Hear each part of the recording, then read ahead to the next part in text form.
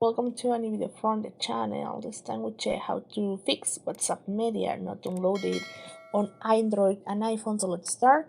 So first let's go to our WhatsApp, and then here on our WhatsApp let's click on the three dots. Then let's go to settings.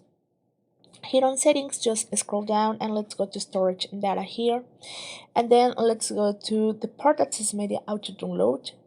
Just click on when using mobile data and select everything, audio, videos, and documents. Just click on OK.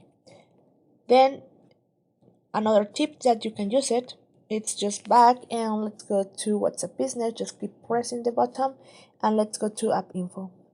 Here on App Info, just check if you have all the permissions give here.